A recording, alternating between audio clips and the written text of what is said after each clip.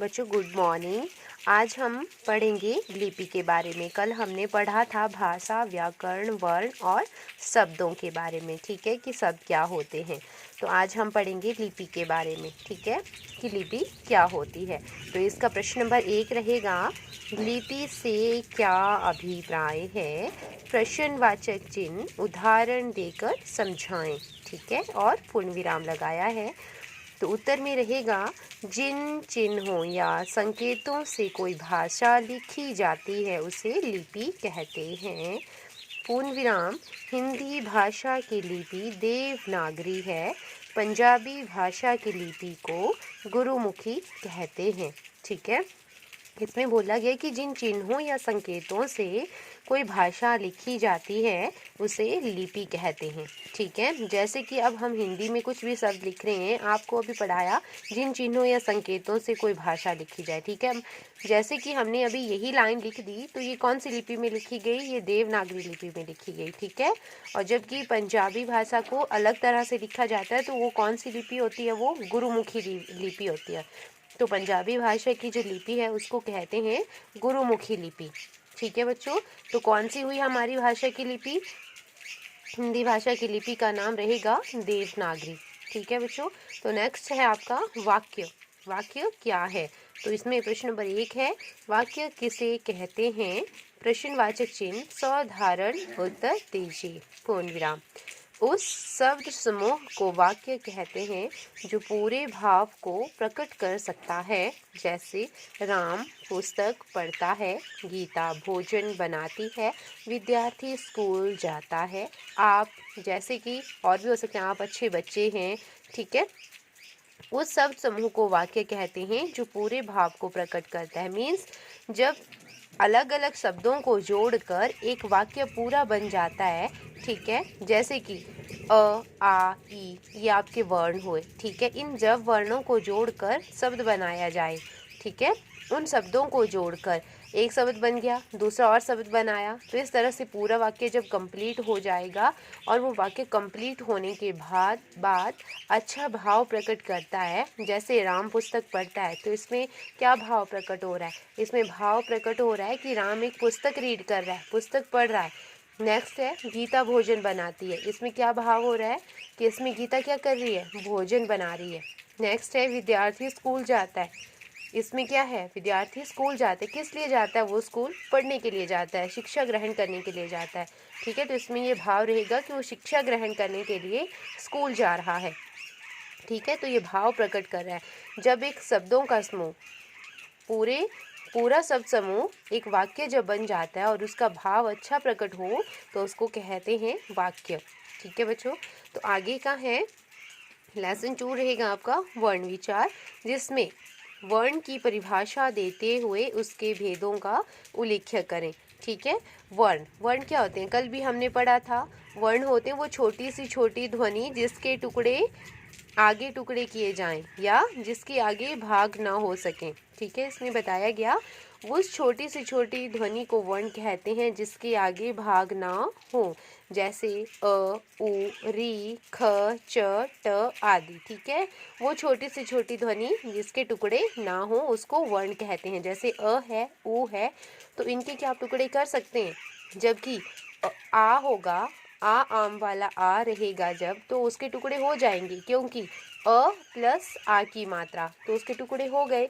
जबकि के सिंगल अ का टुकड़ा नहीं होगा तो क्या रहेगा? वर्ण। तो उसको जिसके ऐसे वर्ण जिसके टुकड़े ना हो, जिसको तोड़ा ना जा सके, विभाजन ना किया जा सके, उसको कहते हैं वर्ण, ठीक है। तो वर्ण के कितने भेद हैं? वर्ण के 2 भेद हैं, ठीक है, स्वर और व्यंजन। आगे है स्वर किसे कहते हैं, उसके भेदों का उदाहरण सहित उत्तर दें, ठीक है। आपको कल भी करवाया था कि स्वर क्या होता है।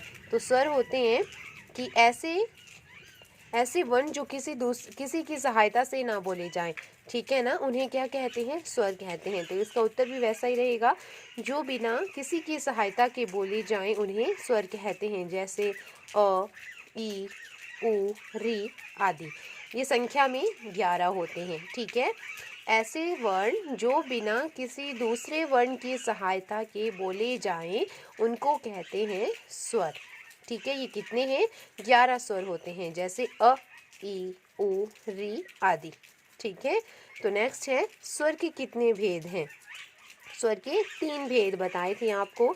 ठीक है, फर्स्ट है ह्रस्व स्वर, सेकंड है दीर्घ स्वर एंड थर्ड है प्लुत स्वर। तो फर्स्ट क्या है? ह्रस्व स्वर आपको कल करवाया था, जिसमें बताया गया था कि ऐसे वर्ण जिनका उच्चारण करने में, उच्चारण मतलब बोलना, जिनको बोलने में बहुत कम समय लगे, कम से कम समय मीन्स बहुत ही कम समय लगे, उनको कहते हैं ह्रस्व स्वर। ठीक है, इन्हें आप मूल स्वर भी कह सकते हैं, जैसे अ, ई, उ, री। इनको बोलने में बहुत कम समय लग रहा है, आसानी से भी बोल सकते हैं। ठीक है, इनको बोलने में ज़्यादा टफ भी नहीं रहेगा, बिल्कुल धीरे से भी बोलेंगे तब ये बोले जा सकते हैं। तो सेकंड है दीर्घ स्वर। जिन स्वरों के उच्चारण में ह्रस्व से दुगना समय लगे उन्हें दीर्घ स्वर कहते हैं। मीन्स कि ऐसे स्वर जिनको ह्रस्व स्वर से बोलने में, ह्रस्व के लिए लगता है कम समय, जबकि दीर्घ स्वर में जिनको बोलने में दुगुना समय लगे उनको क्या कहेंगे? दीर्घ स्वर। जैसे आ, ई, उ, ए, आई, ओ, औ। ये क्या है? दीर्घ स्वर हुए। आ। ठीक है, इनको आप तोड़ भी सकते हैं, अ प्लस आ की मात्रा। ठीक है, ई, ई लिखेंगे और बड़ी ई की मात्रा लगाएंगे।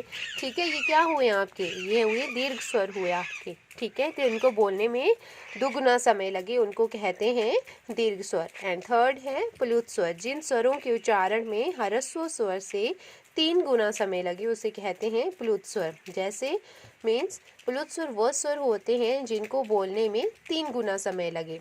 ठीक है, मीन्स कि इन दोनों स्वरों से बोलने में भी ज़्यादा समय लगता है, उनको कहते हैं आप प्लुत स्वर। जैसे ओम है। ठीक है, इसमें 3, ओम का अंक प्लुत कहलाएगा। ठीक है, जैसे इसमें बना है एक बीच में शब्द ओम।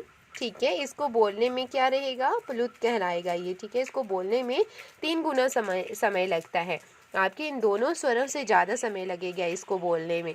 ठीक है, तो फोर्थ क्वेश्चन है आपका, व्यंजन किसे कहते हैं? उदाहरण सहित उत्तर दीजिए। जिन वर्णों का उच्चारण स्वरों की सहायता से हो उन्हें व्यंजन कहते हैं। जैसे क, ख, ट आदि व्यंजनों की संख्या कितनी है? 33 है। ठीक है, मीन्स ऐसे वर्ण जिनको उच्चारण करने के लिए हमें स्वरों की हेल्प की ज़रूरत हो। ठीक है, स्वरों की ज़रूरत हो, स्वरों की सहायता से उनको बोला जाए, उनको क्या कहेंगे? व्यंजन कहेंगे। जैसे इसमें एग्जाम्पल बताए गए हैं, क, ख, ट आदि।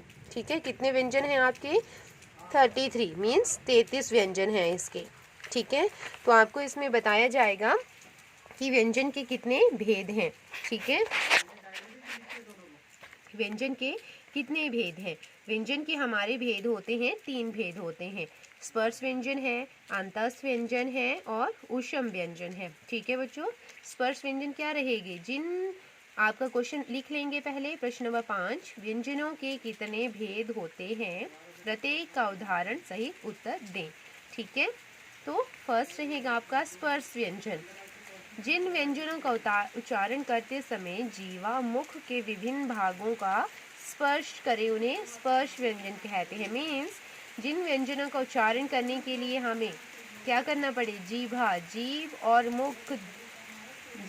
मुख के भागों को स्पर्श करना पड़े, उनको क्या बोला जाएगा? स्पर्श व्यंजन बोला जाएगा। जैसे क, जीभ का भी यूज हो रहा है और मुख का भी यूज हो रहा है, तभी आवाज आ रही है ना। क, ख, ग, घ, ञ, च, छ, ज, झ, ञ, ट, ठ, ढ, ढ, ण, त, थ, द, ध, न, प, फ, ब, भ, म। इनको बोलने में क्या रहेगा हमारा? जीभा और मुख दोनों का ही स्पर्श रहेगा इसमें। ठीक है, तो इनको बोलेंगे आप स्पर्श व्यंजन। अंतस्थ व्यंजन, जो वर्ण स्पर्श और ऊष्म के बीच में स्थित होते हैं उन्हें क्या कहते हैं? अंतस्थ व्यंजन। मीन्स जो स्पर्श और ऊष्म इन दोनों के बीच में जो वर्ण रहेंगे उनको आप बोलेंगे अंतस्थ व्यंजन। कौन कौन से हैं? य, र, ल, व। ठीक है, ये बीच में रहेंगे, मीन्स सेंटर में रहेंगे, स्पर्श व्यंजन के भी और ऊष्म व्यंजन के भी।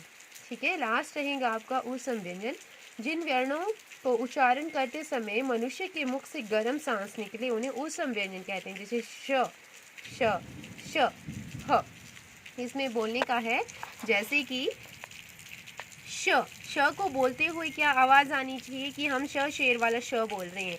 अलग अलग उच्चारण होना चाहिए इन तीनों का। ऐसा नहीं कि एक जैसी आवाज़ निकल जाए इन तीनों की, तो क्या पता लगाएंगे कि ये कौन सा स है। ठीक है, तो जो फर्स्ट वाला श रहेगा, जैसे कि आपका है श शलगम वाला श है, तो इसको बोलेंगे श, श। और नेक्स्ट है स षटकोण वाला स है, तो उसको धीरे से बोलेंगे स।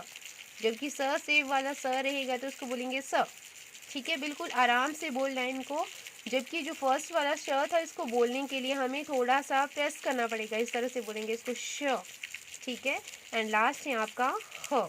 तो ये क्या हुए आपके ऊष्म व्यंजन है आपके। ठीक है, तो आज हमने रीड किया व्यंजनों के स्वर व्यंजनों के बारे में कि व्यंजन हमारे 3 प्रकार के होते हैं, स्पर्श व्यंजन, अंतस्थ व्यंजन और ऊष्म व्यंजन।